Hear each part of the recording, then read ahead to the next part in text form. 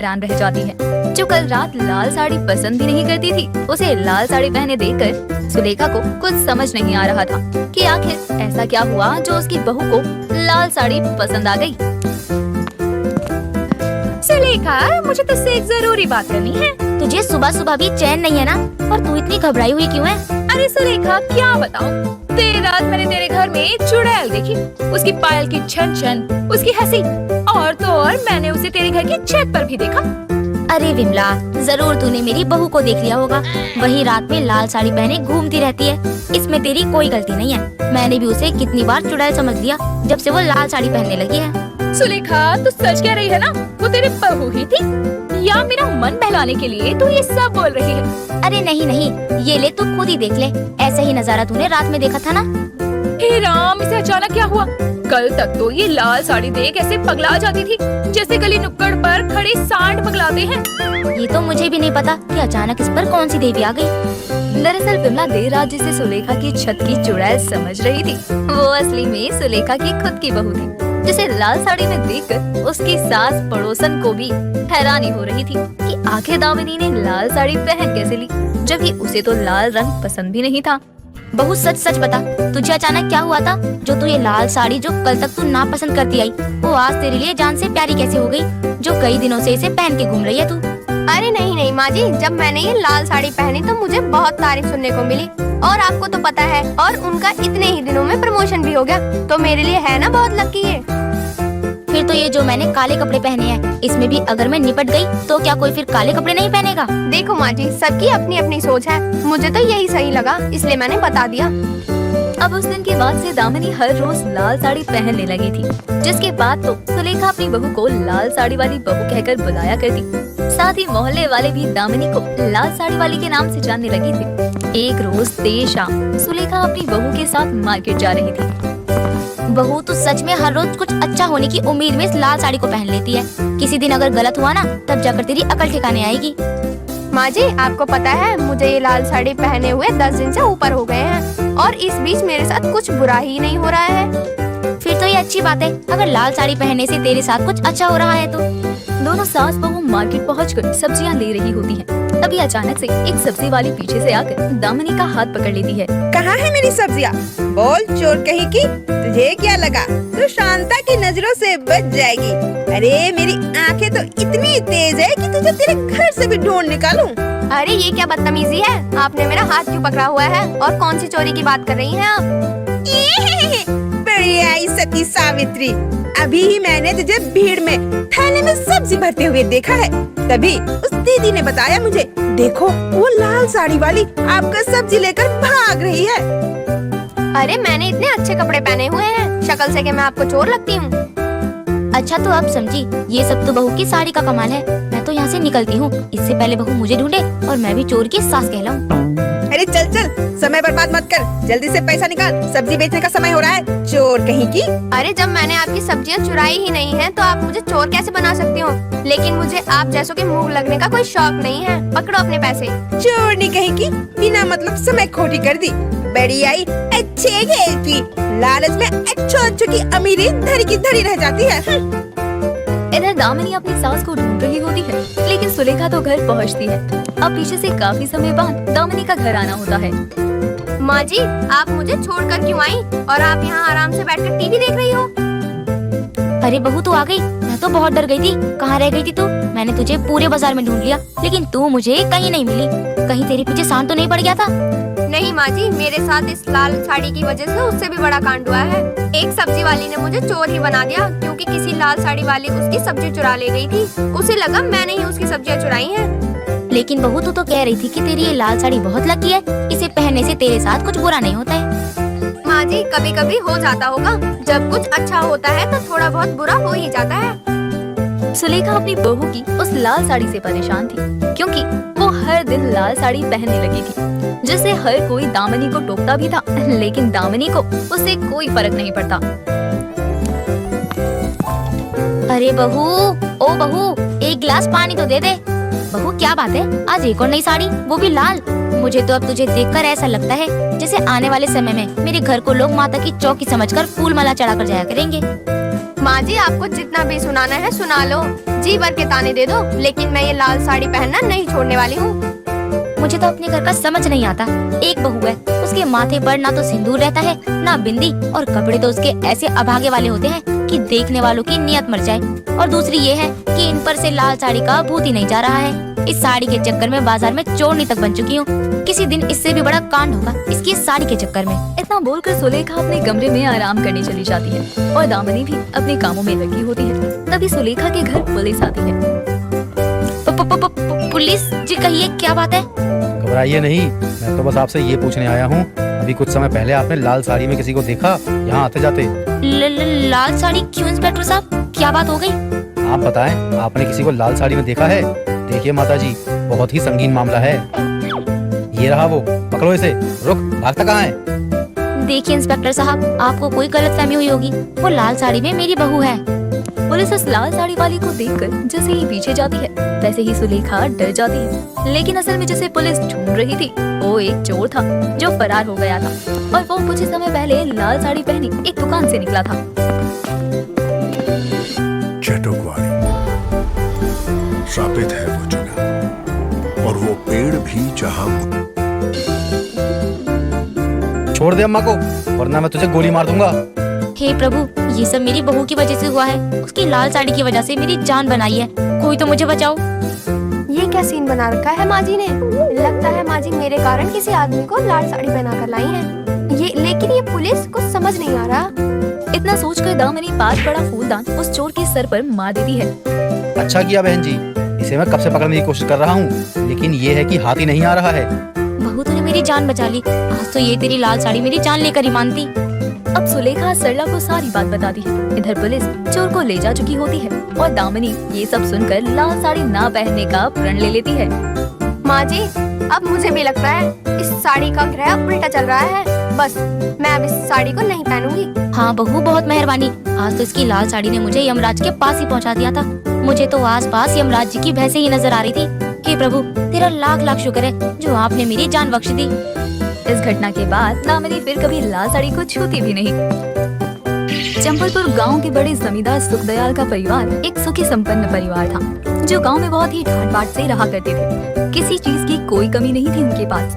उन्हीं की एक लौती बेटी रज्जो, जो हमेशा गहनों से लदी रहा करती थी ताकि सुंदर दिख सके, क्योंकि उसका रंग जरा सांवला था, जिसे लेकर वो अक्सर परेशान रहा करती।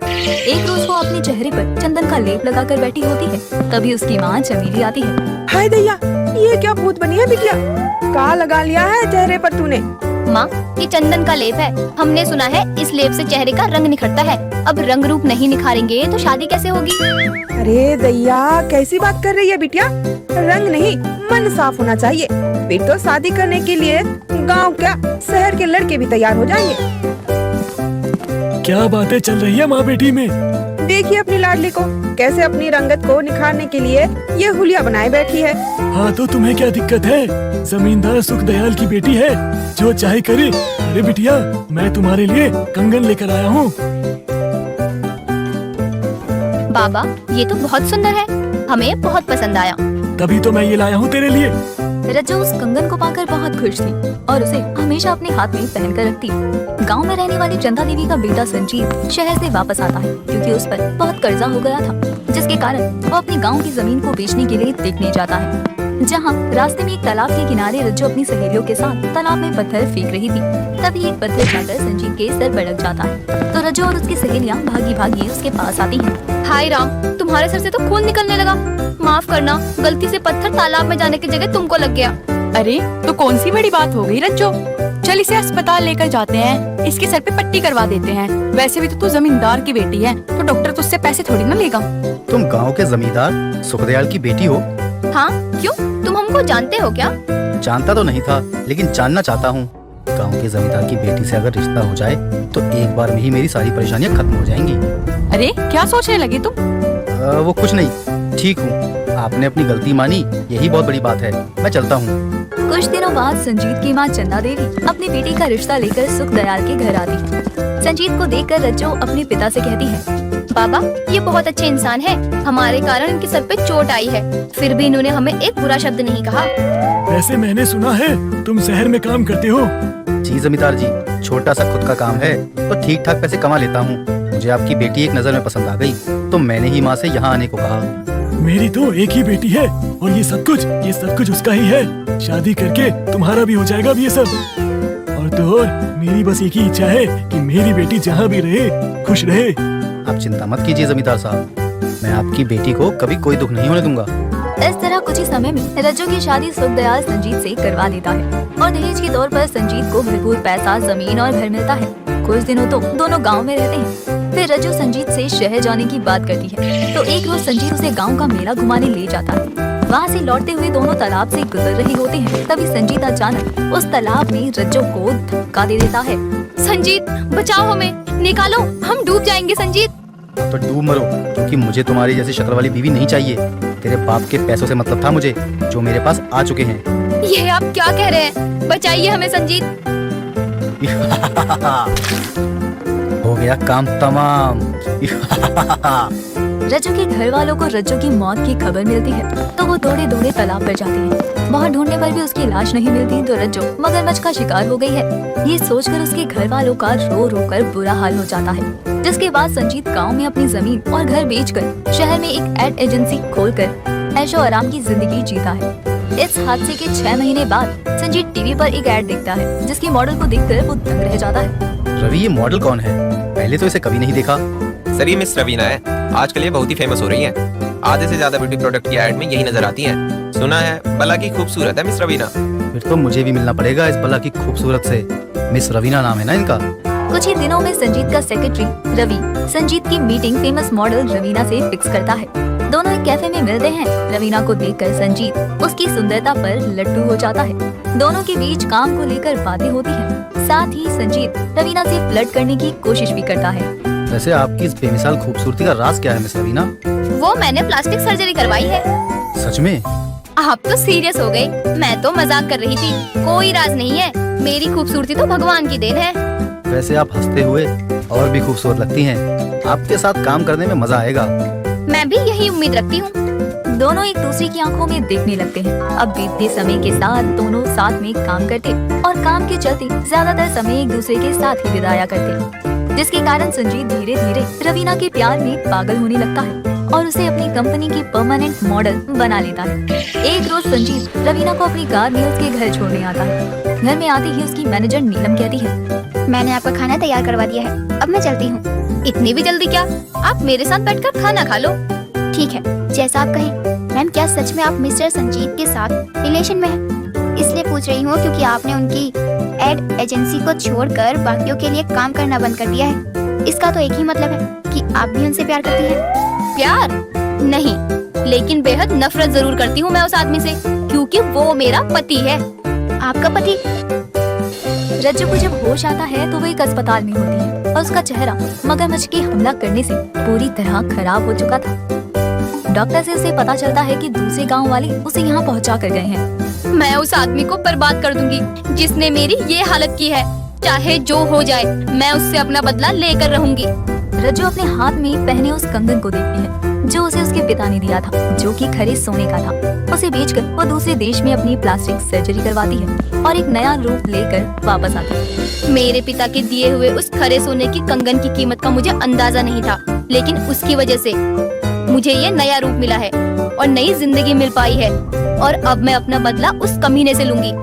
मुझे नहीं पता था कि आपने इतने दर्द सही है। शायद तभी कहते हैं कि कोई औरत कमजोर नहीं होती। कुछ दिनों बाद एक देसी प्रोडक्ट की एड शूटिंग के लिए संजीत का सेक्रेटरी चंबलपुर गांव को चुनता है तो सारी टीम के साथ संजीत और रवीना गांव पहुंचते हैं। शूटिंग के एक दिन पहले संजीत रवीना दोनों गांव में घूमने निकलते हैं और एक तालाब के पास आ जाते हैं। संजीत, तुम्हें तैरना आता है क्या? नहीं, और तुम अचानक से ये सवाल क्यों कर रही हो? क्योंकि जब मैं तुम्हें तालाब में धक्का दूं तो तुम बच ना सको। रवीना, बचाओ मुझे। ये तुमने क्या किया? ये तुम क्यों कर रही हो? रवीना नहीं, रज्जो। संजीत, तुम्हारी पत्नी, जिसे तुमने तालाब में मगरमच्छों के हवाले कर दिया था, ठीक उसी तरह आज तुम भी उन्हीं मगरमच्छों का शिकार हो जाओगे। संजीत बहुत तड़पता है, चिल्लाता है, लेकिन कोई उसकी मदद के लिए नहीं आता और वो तालाब के मगरमच्छ उसे मौत के घाट उतार देते हैं। इस तरह रज्जो अपना बदला लेती है। जानकी देवी आज पहली बार अपनी बेटी और दामाद के घर जा रही थी। बेटी मनीषा भी बहुत खुश थी माँ के आने की खबर सुनकर। कुछ देर बाद जैसे ही जानकी मनीषा के घर पहुँचती है तभी दामाद कहता है, क्या बात है सासू माँ, बड़ी जल्दी आपको हमारी याद आ गई। कहीं आपने कुछ कर? क्या कहीं कुछ कर? तुम्हारा मतलब क्या है? आखिर बोलना क्या चाहते हो? देखो रवि, मेरी माँ को कुछ भी मत बोलो वरना बहुत बुरा होगा, समझे आप? सारा खाना बना दिया है, टाइम पर खा लेना। लेकिन बेटा तू कहाँ जा रही है? अभी तो आई हूँ और तू है कि मुझे अकेला छोड़कर जा रही है। ठहर, मैं भी तेरे साथ चलूंगी। मैं भी जाऊंगी। अरे अपनी माँ को समझा दो, तुम काम पे जा रही हो, पार्क में नहीं जा रही हो जो ये साथ में जाएंगी। एक तो हमारा खुद का गुजारा नहीं चलता, ऊपर से तुम्हारी माँ आ गई। अरे भला दामाद के घर में कौन रहता है? दामाद के घर वही रहते हैं जो अपने दामाद में बेटा ढूंढते हैं। मेरी माँ की एकलौती बेटी हूँ मैं, तभी रहने मेरे पास आई है। वैसे भी तुम्हें तो पाल रही हूँ, तो क्या अपनी माँ का ख्याल नहीं रख सकती? क्या दामाद जी वेले बैठे हैं? अरे रे दामाद जी, मुझे तो लगा था आप तो लाखों में कमाते होंगे, लेकिन क्या सुनने को मिल रहा है कि आप मेरी बेटी की कमाई पर बैठे हो। जा बेटा तू ऑफिस जा, मैं देख लूंगी घर का काम। थैंक यू माँ। ठीक है माँ, अब हम शाम को मिलते हैं। और हाँ, क्या खाओगी बता देना, मैं शाम को लेते आऊंगी। अरे कोई बात नहीं, मैं हूँ ना, मैं लेकर आऊंगी। ये है ना मेरा निकम्मा दामाद।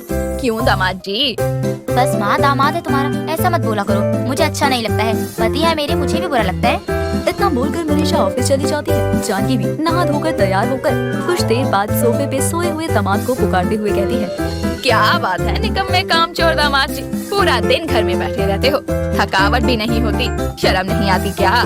क्या सासू माँ, भला मुझे ये सब क्यों होगा? हाँ, अरे लेटा रहता हूँ तो थकावट होगी नहीं। और बात रही शर्म करने की, क्यों करूँ? अरे छोटी मोटी चीजें मैं नहीं करता। अरे बस भी करो दामाद जी, और कितना फेंकोगे? और बताओ आप लोगों के राशन की दुकान कहाँ है? मुझे कुछ चीजें मंगवानी है ताकि रात में मेरी बेटी को कोई तकलीफ ना हो। मैं आपकी बेटी को तकलीफ देता ही कहाँ हूँ? आज तक मैंने उसे कभी कुछ नहीं कहा। अरे मैं तो उससे बहुत प्यार करता हूँ, उससे कुछ कहना तो दूर की बात है, मैं तो ऐसा सोच भी नहीं सकता।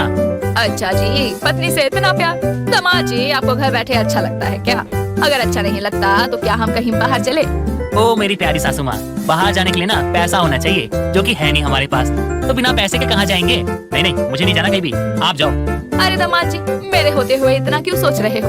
मैं हूँ ना, आप बिंदास चलो, हम बस घर का सामान लेकर आएंगे और हो सके तो सब्जियाँ भी उठा लेंगे। ठीक है, अगर आपकी इतनी इच्छा हो रही है तो चलते हैं। मैं आपको राशन की दुकान दिखा दूंगा और सब्जियाँ कहाँ मिलती है ये भी बता दूंगा। रवि अपनी सास को लेकर राशन की दुकान और फिर सब्जी मार्केट जाता है। वहाँ पर रवि देखता है कि उसकी सास टमाटर चुरा कर झोले में डालती है। कुछ देर बाद जब घर पहुँचते हैं तभी रवि कहता है, क्या बात है सासू माँ, आप तो इतनी बड़ी खिलाड़ी निकली। अरे मुझे तो पता ही नहीं था कि आप इतनी अच्छी हेरा फेरी भी करती हो। अरे सासू माँ आप तो महान हो, कहाँ से सिखा ये हुनर? ये तो तारीफ के काबिल है। क्या हुआ दामाद जी, आप क्या बोल रहे हो? मैं कुछ समझी नहीं। और मैंने ऐसा भी क्या कर दिया जो आप मेरी हुनर की बात कर रहे हो? और कौन से हुनर की बात कर रहे हो जो आपको अच्छा लगा? क्या बात है सासू माँ, आप जितनी मासूम बनती हो ना उतनी हो नहीं, और मेरे सामने बनने की कोशिश भी मत करो। आप जैसी हो ना वैसी बन के रहो, मैं तो यही चाहता हूँ। क्या बात कर रहे हो दामाद जी, सच में मुझे कुछ भी समझ नहीं आ रहा। आपको जो भी बोलना है साफ साफ बोलिए, ऐसे बातों को घुमा कर मत बोलिए। मैंने आपको देखा है, आपने सब्जी वालों के ठेले से कुछ न कुछ सब्जियाँ तो उठाई है, ये सब क्यों किया आपने? अरे दामाद जी, उठाया तो मैंने बहुत कुछ है, लेकिन आपने सिर्फ सब्जियाँ ही देखी है।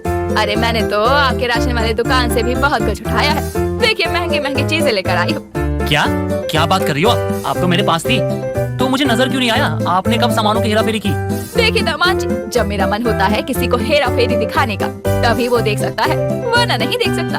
अब तो रवि भी अपनी सास के रास्ते पर चलना शुरू कर देता है। दोनों मिलकर दूसरों को लूटा करते। ऐसे ही एक दिन मनीषा अपनी माँ को लेकर अपनी पड़ोसन के घर जाती है और पड़ोसन का घर देखकर जानकी मन ही मन कहती है, अरे वाह वाह वाह, क्या बात है, कितना सुंदर घर है। हाय मेरा तो दिल ही आ गया इस घर पर, काश मेरा भी ऐसा ही सुंदर घर होता। अरे क्या हुआ माँ, ऐसे क्या देख रही हो? ये हमारे पड़ोसन है नीलिमा जी, बहुत अच्छी है, इन्होंने ही मेरी नौकरी लगवाई है। ऐसा कुछ नहीं है, तुम्हारी काबिलियत के दम पर ही तुम्हें ये काम मिला है, इसमें मेरी कोई मेहनत नहीं है। मैंने तो बस काम का बताया था, लेकिन तुम्हें तुम्हारे हुनर के दम पर काम मिला है। सही कह रही हूँ ना मैं? अरे बेटा मुझे क्या पता तुम दोनों का क्या मामला है, मुझे बीच में मत लाओ। वैसे बेटा तुम्हारा घर बहुत सुंदर है, मेरा भी सपना था कि ऐसा ही घर बनाऊं। अरे माँ तुम भी ना, चलो चलते हैं, बहुत वक्त हो लिया। अरे कुछ भी। मनीषा तुम मेरे साथ किचन में चलो, मुझे कुछ पूछना है। तुमसे बिना पूछे कुछ बनाऊंगी तो अच्छा नहीं लगेगा। नीलिमा और मनीषा किचन में जाती है। दूसरी तरफ जानकी घर देखने के बहाने सामान चुराने का सोचती है। तभी कान्हा जी की छोटी सी सोने की मूर्ति पर जानकी की नजर जाती है। इधर उधर देखकर मूर्ति वो उठा लेती है और अपनी जगह पर जाकर बैठ जाती है। कुछ देर बाद घर पहुंचती है। अरे दामाद जी देखिए मैं क्या लेकर आई हूँ। अगर इस बार मैंने ये बेच दिया तो मेरे पास पैसे ही पैसे आएंगे। क्या बात कर रही हो सासू माँ, ऐसा क्या कर दिया आपने जो आपके पास इतने पैसे आने वाले हैं? किसी बैंक में डाका डालने का इरादा है क्या आपका? अरे आप लोगों के पड़ोसन है ना, इसके घर पर मुझे कान्हा जी मिले, वो भी सोने के। पड़ोसन तो बहुत अमीर है जी आपकी। अरे सासू माँ ये क्या कर दिया आपने? आप तो गड़बड़ कर दिया आपने। अरे वो आपकी बेटी की बहुत अच्छी दोस्त है और आपने उसके घर में हेरा फेरी कर दी। सत्यानाश कर दिया सासू माँ आपने। अगर मनीषा को पता चला तो उसको ना बहुत बुरा लगेगा और नीलिमा को वो मुंह नहीं दिखा पाएगी कभी। तो अब क्या करूं? अब तो वो चीज मैंने ले भी ली है। हाय कैसे करूं मुझे समझ नहीं आ रहा। दामाद जी अब आप ही कुछ मदद कीजिए। सॉरी सासू माँ, मैं आपकी इसमें कोई मदद नहीं कर सकता। मैं आपके कारण ना फंसना नहीं चाहता। हो सके ना तो मनीषा को खुद बता दो। अरे रहने दीजिए, मुझे कोई फर्क नहीं पड़ता गुस्सा हो या ना हो। अरे मैं तो चाहती हूँ हो सके तो आप भी इस बिजनेस में शामिल हो जाओ ताकि आपको कभी पैसे की तंगी ना हो। नहीं सासू माँ, मैं ऐसा कोई काम नहीं करूंगा जिससे मनीषा को दुख हो। अरे मैं उसे बहुत प्यार करता हूँ और मैं उसे दुख नहीं देना चाहता। काम करूँ ना करूँ, जब उसे कोई फर्क नहीं पड़ता है तो मैं हेरा फेरी क्यों करूँ? और आपकी तरह वो तो मैं बिल्कुल नहीं करूँगा। रवि और जानकी की बात मनीषा सुन लेती है और अपनी माँ से बात करना बंद कर देती है। वक्त गुजरता है लेकिन जानकी की आदत नहीं बदलती। इसकी टोपी उसके सर वो करती ही रहती है। ऐसे ही एक दिन मनीषा के घर पुलिस आती है और घर की तलाशी लेती है। तभी जानकी कहती है, क्या बात है इंस्पेक्टर साहब, किस बात की तलाशी हो रही है बताएंगे जरा। देखिए माँ जी, हमने सुना है कि आपके घर में एक छोटे से कान्हा जी हैं जो सामने वाले के घर में से आप चुरा कर लेकर आई हैं। अब बस ऐसा झूठ, गलत है इल्जाम। अरे भला मैं क्यों चोरी करने लगी, ये सब गलत है। कोई बात नहीं, हम तलाशी लेते हैं। अगर मिल जाता है तो आप चलेंगी थाने, नहीं मिलता तो फिर हम माफी मांग लेंगे आपसे। पुलिस बहुत ढूंढती है और कुछ देर बाद मूर्ति मिल जाती है। जानकी को पुलिस पकड़कर ले जाती है। जानकी बहुत गिड़गिड़ाती है। तभी वहाँ नीलिमा आकर कहती है, इंस्पेक्टर जी छोड़ दीजिए इन्हें। मुझे लगता है आज के बाद हेरा फेरी नहीं करेंगी ये। अगर ऐसा कुछ फिर से करेंगी तो तब आप इनको हवालात की हवा खिलाना। नीलिमा के ऐसा बोलते ही जानकी को अपनी की गई गलती का एहसास हो जाता है और अब वो सुधरने का ठान लेती है। लेकिन क्या करे, आज भी जानकी आदत से ही मजबूर है और कभी कभार गलती से कुछ कुछ सामान की वो हेरा फेरी कर ही लिया करती। दीनदयाल अपनी बेटी कनिका से बहुत प्यार करता था और कनिका भी अपने पिताजी की ही कही हुई हर बात का मान रखा करती। ऐसे ही एक दिन कनिका सुबह सुबह गुस्सा करते हुए बोलती है, नहीं नहीं नहीं, मुझे पानी से नहीं नहाना। बचपन से लेकर अभी तक मैंने पानी से नहीं नहाया और आप चाहते हो मैं पानी से नहा लूं? क्यों? आप लोगों को पता है अगर मैं पिताजी को बता दूं कि आप लोगों ने क्या किया है तो आप लोगों की खैर नहीं। कनिका का गुस्सा देखकर वहाँ उसकी माँ रागिनी आती है और कनिका को चुप करवाते हुए कहती है, क्या बात है कनिका, क्या हो गया? अब बस भी करो गुस्सा करना वरना तुम्हारी स्किन खराब हो जाएगी। माँ आप मुझे डरा क्यों रही हो? आपको पता है आज इन्होंने मेरे नहाने के पानी में दूध नहीं डाला। आपको तो पता है अगर मैं दूध से नहीं नहाऊंगी तो मेरा शरीर काला हो जाएगा। ऐसा कुछ नहीं होता। किसने कह दिया तुझे अगर दूध से नहीं नहाएगी तो काली हो जाएगी? जो भी तुझे ये सब बता रहा है ना, एक नंबर का पागल है वो। माँ ये बात मुझे पिताजी ने कही थी कि मैं दूध से नहाया करूँ। अगर रोज दूध से नहाया करूँगी तो मैं हमेशा गोरी और सुंदर रहूंगी।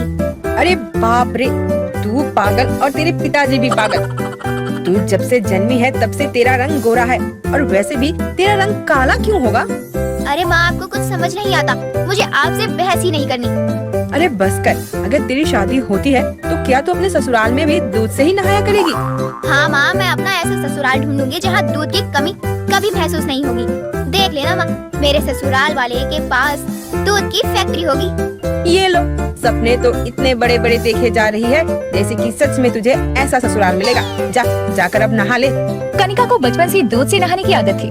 ऐसे ही दिन गुजरते हैं। एक दिन कनिका को देखने लड़के वाले आते हैं। तभी कनिका लड़के वालों से सवाल करती है और कहती है, क्या आपके घर में दूध की चाय या फिर दूध पीते हो?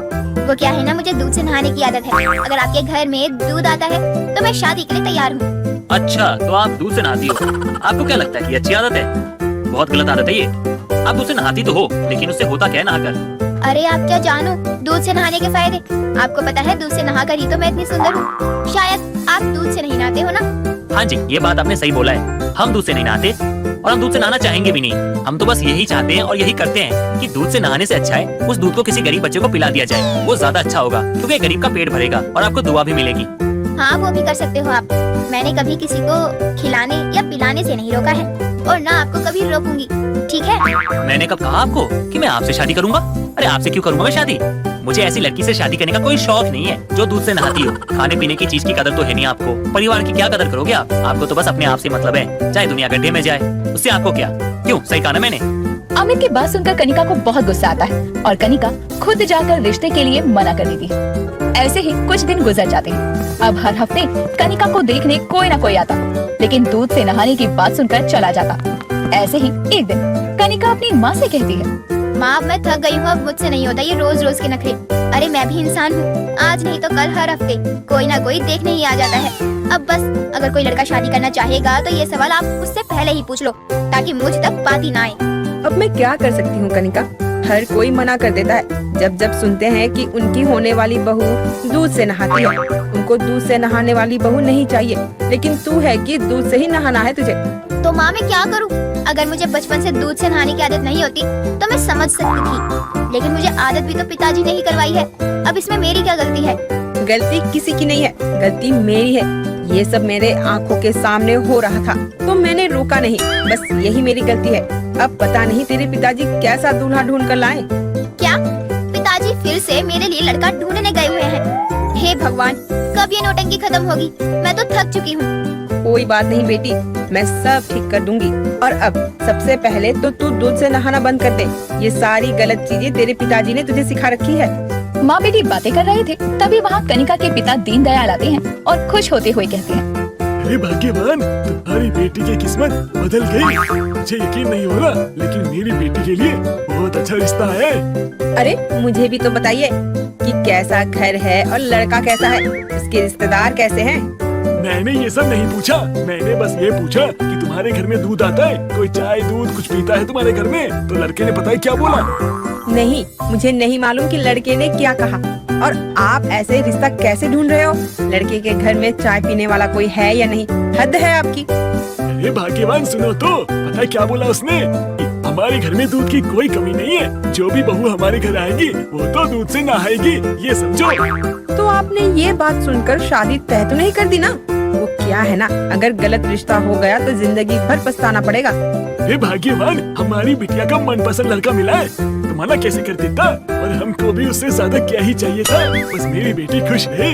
अपने पिता की बात को सुनकर रागिनी सर पर हाथ रख लेती है, तो वहीं कनिका नाचने लगती है कि उसके पिता ने उसकी पसंद का लड़का ढूंढा था।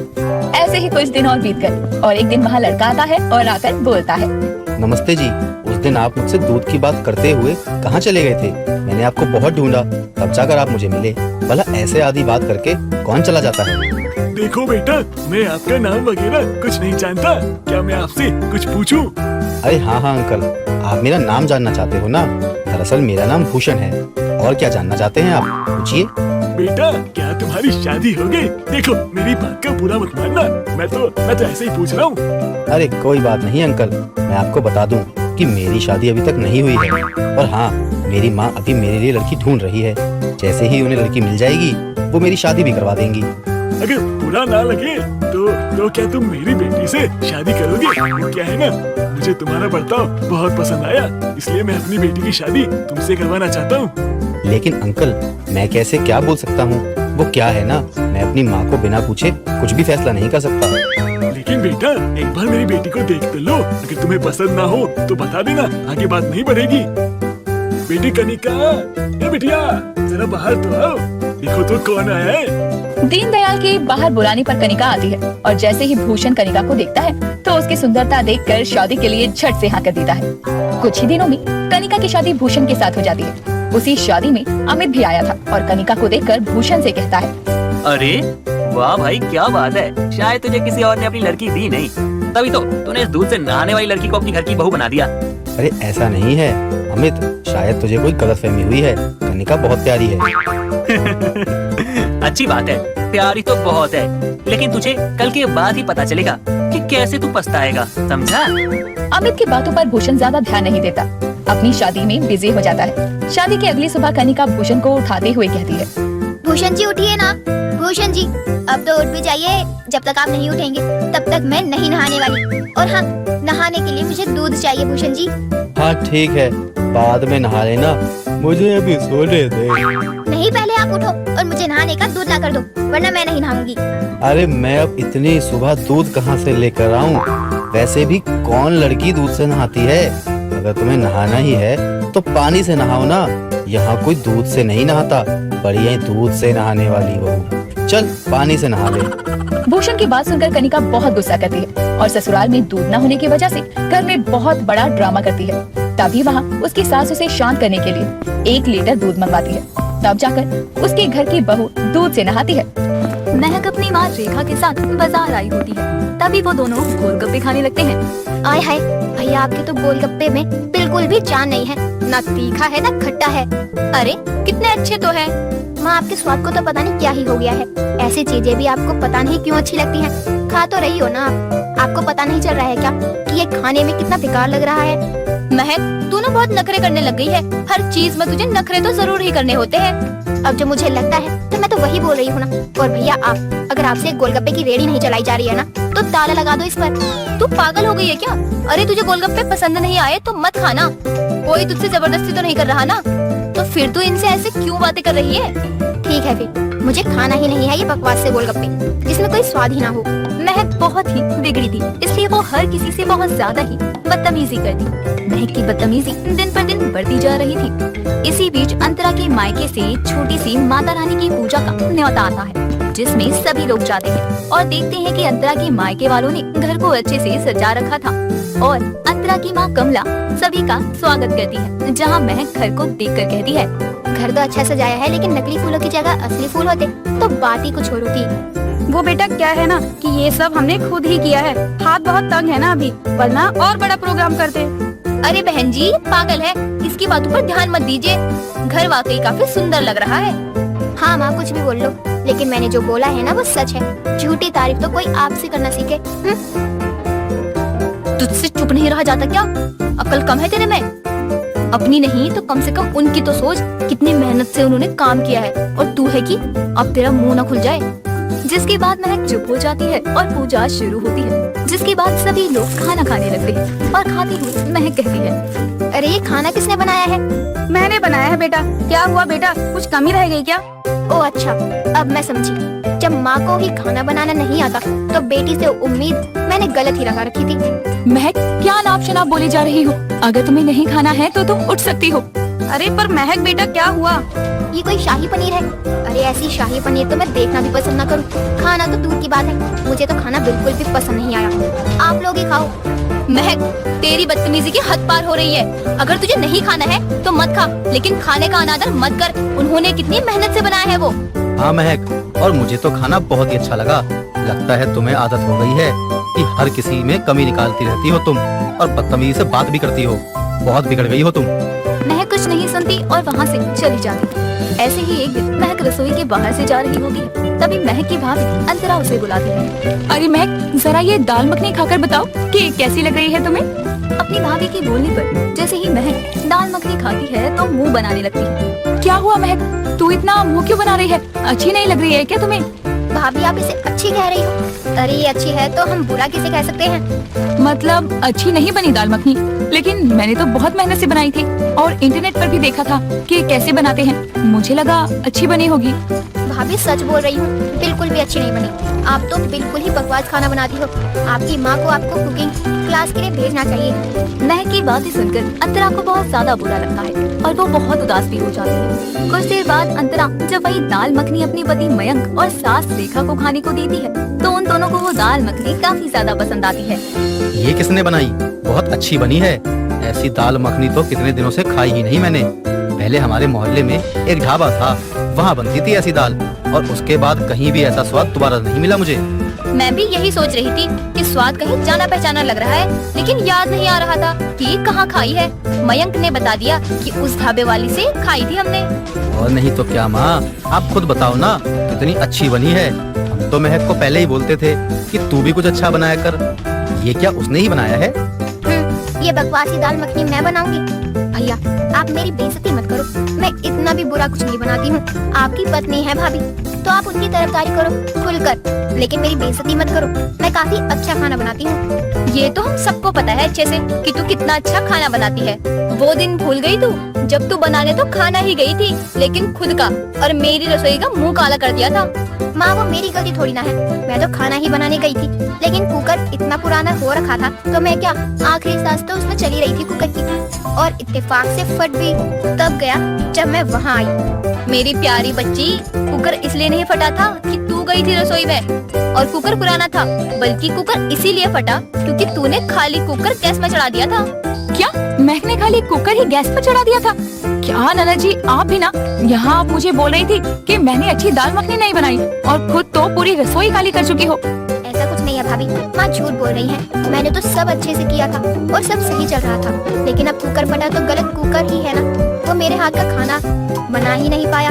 सही कहा तूने, गलती तो कुकर की भी नहीं है, गलती तो हमारी ही है। देख बेटा, ये खाना पीना दावत ये सब तेरे बस की बात नहीं है, तो तू क्यों इसके पछड़े में पड़ रही है? तू तो बस कमियां निकाल दूसरों में। नहीं माँ, मैं खाना बना सकती हूँ, और अब आप देखना कि मैं कितना अच्छा खाना बनाऊंगी। चलो तुम इतना बोल रही हो तो ठीक है, 2 दिन बाद तुम दावत ही रख लो, जिसमें उन सब लोगों को बुलाया जाएगा जिसके खाने में तुमने कमी निकाली है। ठीक है, बुला लो, मुझे कोई परेशानी नहीं है। महक सबके आगे दावत के लिए बोल तो देती है, लेकिन ये बोलने के बाद महक खुद ही काफी ज्यादा परेशान भी हो जाती है। 2 दिन बाद दावत का दिन आता है, तभी अंतरा महक के कमरे में जाती है। आज तो मेरी बिगड़ी हुई ननद की दावत है, आज पता चल जाएगा कि आओ सच में आप कितना अच्छा खाना बनाती हो, या वही वाली बात होगी, ऊंची दुकान और फीके पकवान।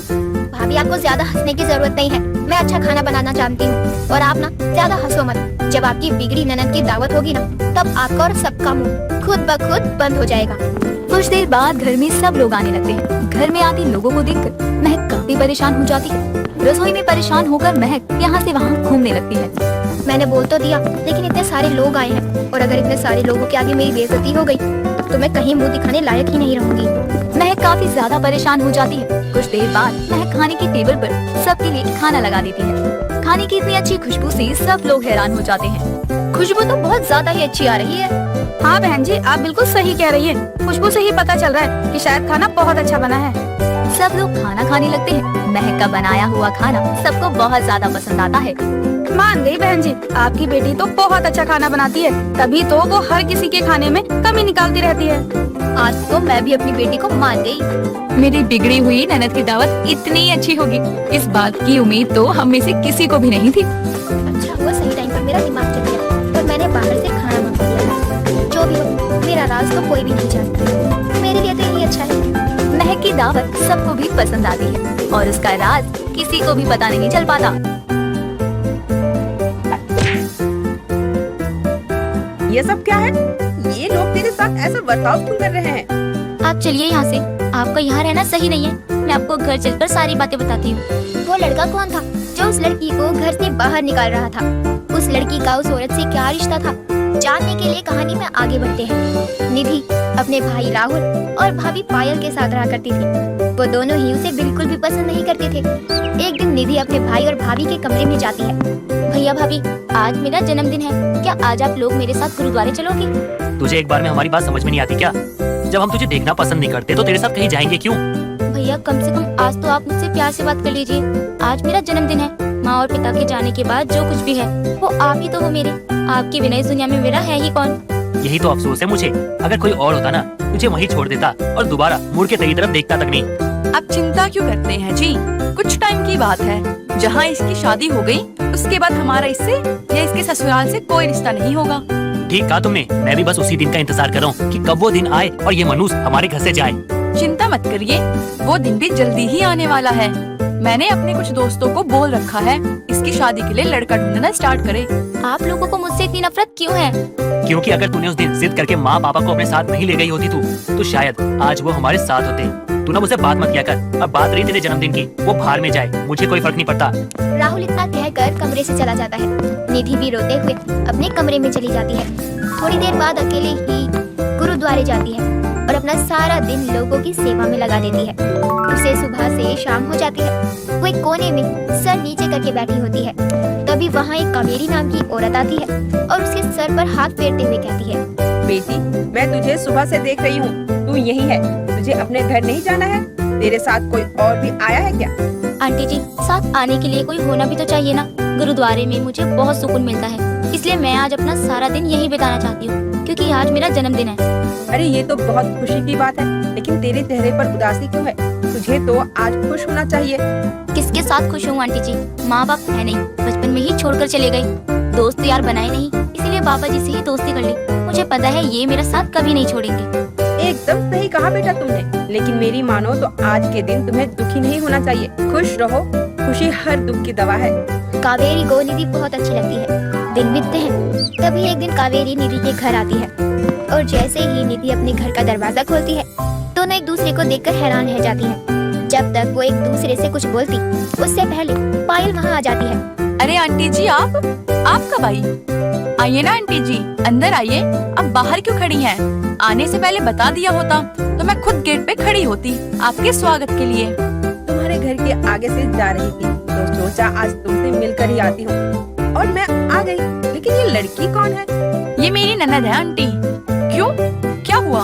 आप ऐसे क्यों पूछ रही हैं? इसने कुछ बोला क्या आपसे? नहीं, मैं तो बस इसीलिए पूछ रही थी क्योंकि अभी कुछ दिन पहले गुरुद्वारे में इससे मेरी मुलाकात हुई थी। अच्छी लड़की है। इसकी शादी हो गई क्या? नहीं आंटी जी, अभी नहीं हुई है, ढूंढ रहे हैं। मिल जाए कहीं ठीक लड़का तो करेंगे। अरे फिर सोचो तुम्हें लड़का मिल गया।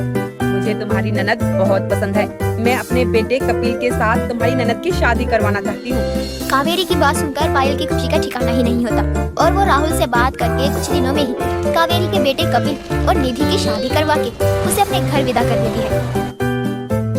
उसकी शादी से दोनों बहुत खुश होते हैं और आपस में बात करते हुए कहते हैं, हमारे सर से कितना बड़ा बोझ उतर गया। उसका हमारे घर में रहना इतना टेंशन देता था मुझे, मैं तुम्हें क्या ही बता सकता हूँ। लेकिन आज के बाद मुड़ के हम कभी उसे नहीं देखेंगे और उसके कारण कभी हमारी समाज में बदनामी भी नहीं होगी। ये सब मेरी वजह से हुआ है, वरना आपको तो उसके लिए लड़का ही नहीं मिल रहा था। अब तो हो गया ना सब, फिर चाहे तुम्हारी वजह से हुआ हो या मेरी वजह से, इससे क्या फर्क पड़ता है। जहाँ एक तरफ राहुल और पायल निधि के घर से जाने से खुश थे, वहीं दूसरी तरफ कावेरी और उसका बेटा कपिल निधि को पाकर बहुत खुश थे, क्योंकि वो अपने पति और सास का बहुत अच्छे से ख्याल रखती थी। एक दिन वो अपनी सास के एक कमरे में दवाई लेकर आती है। माँ जी, दवा खा लीजिए वरना आप भूल जाएंगी। और कपिल जी, आप माँ जी के लिए दवाइयाँ पहले से ले आना, ताकि कोई दिन बिना दवाई के रह ना जाए। और जाकर नाश्ता कर लीजिए, मैंने तैयार कर दिया है।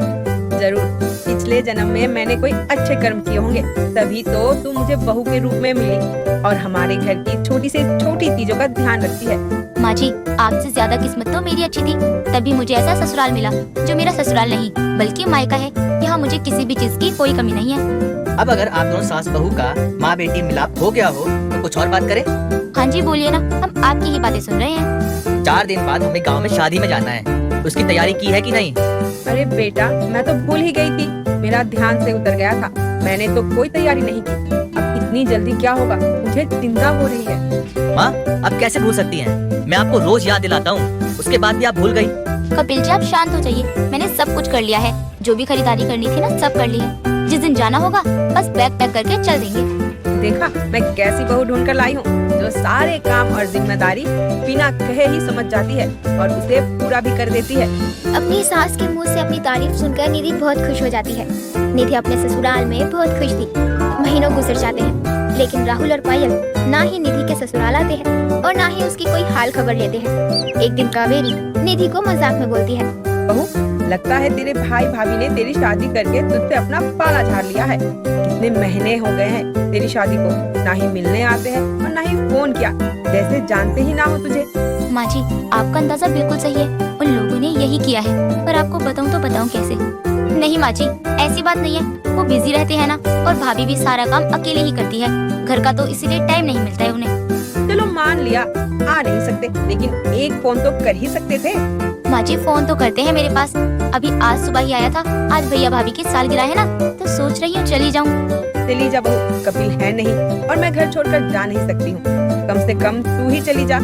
जी माँ जी, मैं घर का काम खत्म करके चली जाऊंगी। निधि घर के सारे काम खत्म करके तैयार होकर अपनी मायके निकल जाती है, जहाँ बहुत बड़ी पार्टी चल रही होती है। राहुल निधि को देखते ही आग बबूला हो जाता है और बोलता है, तू यहाँ क्या कर रही है? जा यहाँ से। भैया कम से कम हाल चाल तो पूछ लीजिए कि मैं कैसी हूँ। मैंने तेरी शादी करके अपनी जिम्मेदारी निभा ली। अब तू अपना मनुष्य चेहरा ले और निकल जा यहाँ से, और दोबारा आ मत जाइए मेरे घर।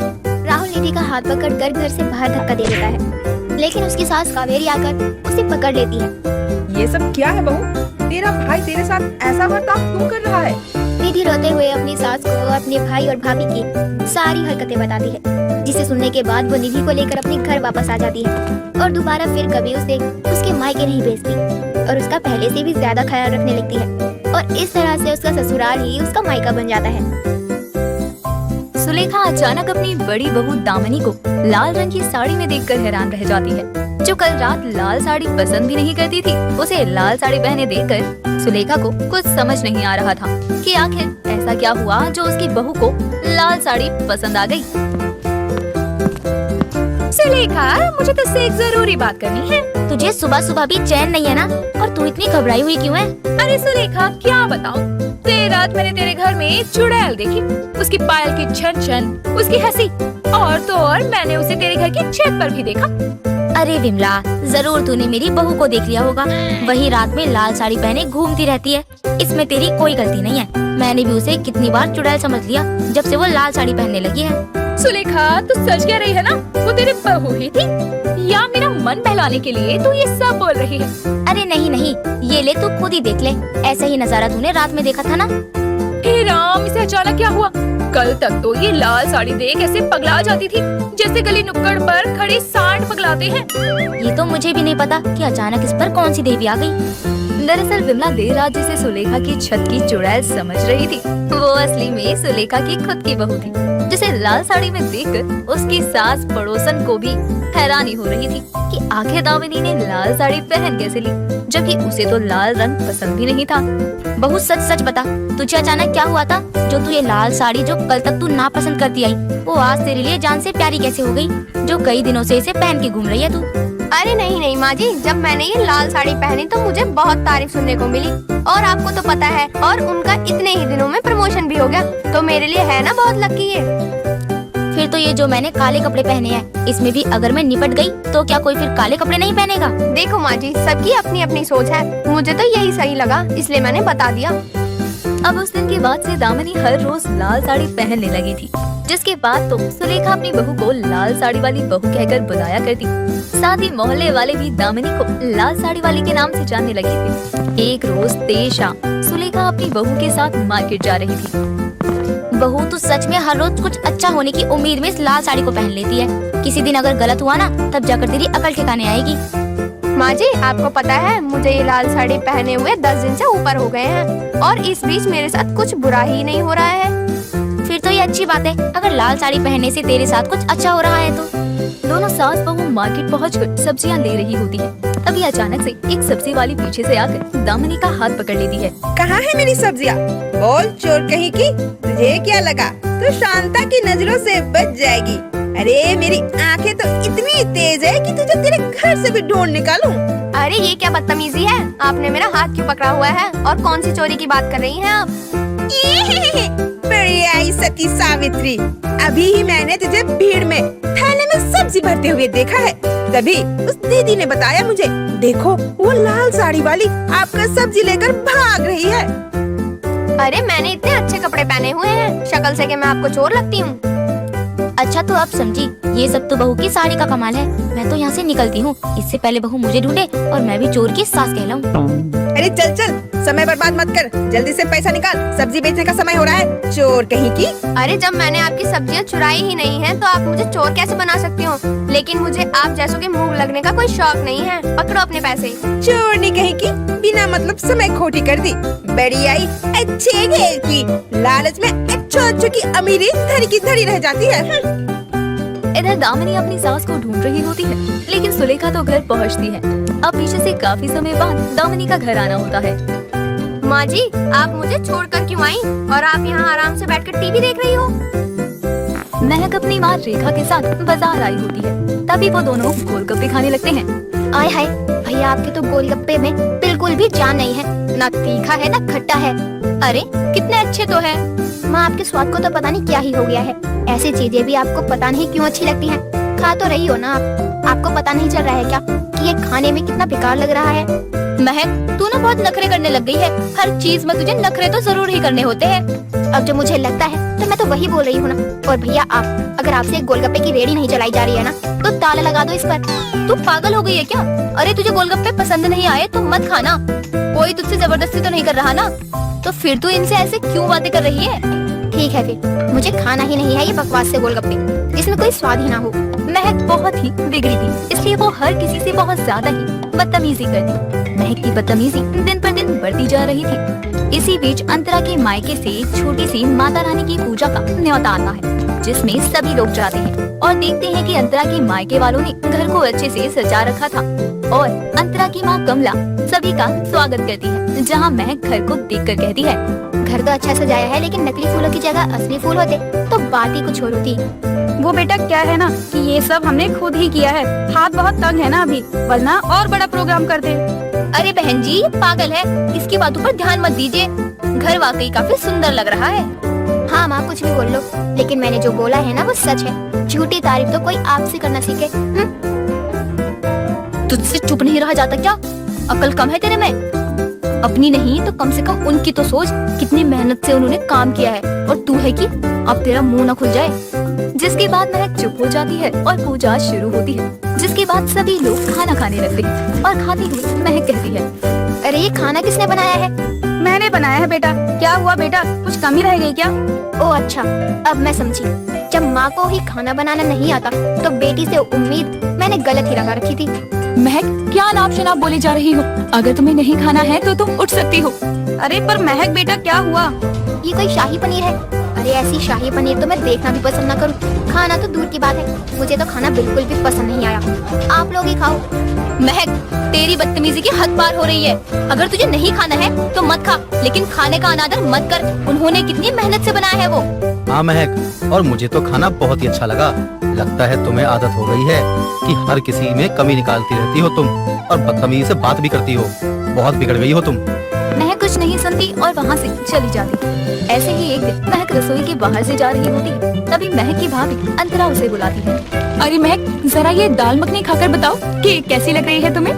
अपनी भाभी के बोलने पर जैसे ही महक दाल मखनी खाती है तो मुंह बनाने लगती है। क्या हुआ महक, तू इतना मुंह क्यों बना रही है? अच्छी नहीं लग रही है क्या तुम्हें? भाभी आप इसे अच्छी कह रही हो? अरे ये अच्छी है तो हम बुरा किसे कह सकते हैं? मतलब अच्छी नहीं बनी दाल मखनी, लेकिन मैंने तो बहुत मेहनत से बनाई थी और इंटरनेट पर भी देखा था कि कैसे बनाते हैं। मुझे लगा अच्छी बनी होगी। भाभी सच बोल रही हूँ, बिल्कुल भी अच्छी नहीं बनी। आप तो बिल्कुल ही बकवास खाना बनाती हो। आपकी माँ को आपको कुकिंग क्लास के लिए भेजना चाहिए। महक की बातें सुनकर अंतरा को बहुत ज्यादा बुरा लगता है और वो बहुत उदास भी हो जाती है। कुछ देर बाद अंतरा जब वही दाल मखनी अपने पति मयंक और सास रेखा को खाने को देती है तो उन दोनों को वो दाल मखनी काफी ज्यादा पसंद आती है। ये किसने बनाई? बहुत अच्छी बनी है। ऐसी दाल मखनी तो कितने दिनों से खाई ही नहीं मैंने। पहले हमारे मोहल्ले में एक ढाबा था, वहाँ बनती थी ऐसी दाल, और उसके बाद कहीं भी ऐसा स्वाद दोबारा नहीं मिला मुझे। मैं भी यही सोच रही थी कि स्वाद कहीं जाना पहचाना लग रहा है, लेकिन याद नहीं आ रहा था कि कहाँ खाई है। मयंक ने बता दिया कि उस ढाबे वाली से खाई थी हमने। और नहीं तो क्या माँ, आप खुद बताओ ना, इतनी अच्छी बनी है। हम तो महक को पहले ही बोलते थे कि तू भी कुछ अच्छा बनाया कर। ये क्या उसने ही बनाया है? ये बकवासी दाल मखनी मैं बनाऊंगी? भैया आप मेरी बेइज्जती मत करो। मैं इतना भी बुरा कुछ नहीं बनाती हूँ। आपकी पत्नी है भाभी, तो आप उनकी तरफदारी करो खुलकर, लेकिन मेरी बेइज्जती मत करो। मैं काफी अच्छा खाना बनाती हूँ। ये तो हम सबको पता है अच्छे से कि तू कितना अच्छा खाना बनाती है। वो दिन भूल गई तू जब तू बनाने तो खाना ही गई थी, लेकिन खुद का और मेरी रसोई का मुंह काला कर दिया था। माँ वो मेरी गलती थोड़ी ना है, मैं तो खाना ही बनाने गई थी, लेकिन कुकर इतना पुराना हो रखा था तो मैं क्या, आखिरी सांस तो उसमें चली रही थी कुकर की, और इत्तेफाक से फट भी तब गया जब मैं वहाँ आई। मेरी प्यारी बच्ची, कुकर इसलिए नहीं फटा था कि तू गई थी रसोई में और कुकर पुराना था, बल्कि कुकर इसीलिए फटा क्योंकि तूने खाली कुकर गैस में चढ़ा दिया था। क्या महक ने खाली कुकर ही गैस पर चढ़ा दिया था? क्या नाना जी, आप भी ना यहाँ आप मुझे बोल रही थी कि मैंने अच्छी दाल मखनी नहीं बनाई और खुद तो पूरी रसोई खाली कर चुकी हो। ऐसा कुछ नहीं है भाभी, माँ झूठ बोल रही है। मैंने तो सब अच्छे से किया था और सब सही चल रहा था, लेकिन अब कुकर फटा तो गलत कुकर ही है ना। वो मेरे हाथ का खाना बना ही नहीं पाया। सही कहा तूने, गलती तो कुकर की भी नहीं है, गलती तो हमारी ही है। देख बेटा, ये खाना पीना दावत ये सब तेरे बस की बात नहीं है, तो तू क्यों इसके पछड़े में पड़ रही है? तू तो बस कमियां निकाल दूसरों में। नहीं माँ, मैं खाना बना सकती हूँ और अब आप देखना कि मैं कितना अच्छा खाना बनाऊंगी। चलो तुम इतना बोल रही हो तो ठीक है, 2 दिन बाद तुम दावत ही रख लो, जिसमें उन सब लोगों को बुलाया जाएगा जिसके खाने में तुमने कमी निकाली है। ठीक है, बुला लो, मुझे कोई परेशानी नहीं है। महक सबके आगे दावत के लिए बोल तो देती है, लेकिन ये बोलने के बाद महक खुद ही काफी ज्यादा परेशान भी हो जाती है। 2 दिन बाद दावत का दिन आता है, तभी अंतरा महक के कमरे में जाती है। आज तो मेरी बिगड़ी हुई ननद की दावत है, आज पता चल जाएगा कि आओ सच में आप कितना अच्छा खाना बनाती हो, या वही वाली बात होगी ऊंची दुकान और फीके पकवान। भाभी, आपको ज्यादा हंसने की जरूरत नहीं है, मैं अच्छा खाना बनाना जानती हूँ। और आप ना ज्यादा हंसो मत, जब आपकी बिगड़ी ननद की दावत होगी ना, तब आपका और सबका मुंह खुद ब खुद बंद हो जाएगा। कुछ देर बाद घर में सब लोग आने लगते हैं। घर में आती लोगों को देखकर महक काफी परेशान हो जाती है। रसोई में परेशान होकर महक यहाँ से वहाँ घूमने लगती है। मैंने बोल तो दिया, लेकिन इतने सारे लोग आए हैं, और अगर इतने सारे लोगों के आगे मेरी बेइज्जती हो गई, तब तो मैं कहीं मुंह दिखाने लायक ही नहीं रहूंगी। महक काफी ज्यादा परेशान हो जाती है। कुछ देर बाद महक खाने की टेबल पर सबके लिए खाना लगा देती है। खाने की इतनी अच्छी खुशबू से सब लोग हैरान हो जाते हैं। खुशबू तो बहुत ज्यादा ही अच्छी आ रही है। हाँ बहन जी, आप बिल्कुल सही कह रही हैं। खुशबू से ही पता चल रहा है कि शायद खाना बहुत अच्छा बना है। सब लोग खाना खाने लगते हैं। महक का बनाया हुआ खाना सबको बहुत ज्यादा पसंद आता है। मान गई बहन जी, आपकी बेटी तो बहुत अच्छा खाना बनाती है, तभी तो वो हर किसी के खाने में कमी निकालती रहती है। आज तो मैं भी अपनी बेटी को मान गई। मेरी बिगड़ी हुई ननद की दावत इतनी अच्छी होगी, इस बात की उम्मीद तो हम में से किसी को भी नहीं थी। अच्छा हुआ सही टाइम पर मेरा दिमाग चल गया और मैंने बाहर से खाना मंगवा लिया था। जो भी हो, मेरा राज तो कोई भी नहीं जानता, मेरे लिए तो यही अच्छा है। महक की दावत सबको भी पसंद आती है और उसका राज किसी को भी पता नहीं चल पाता।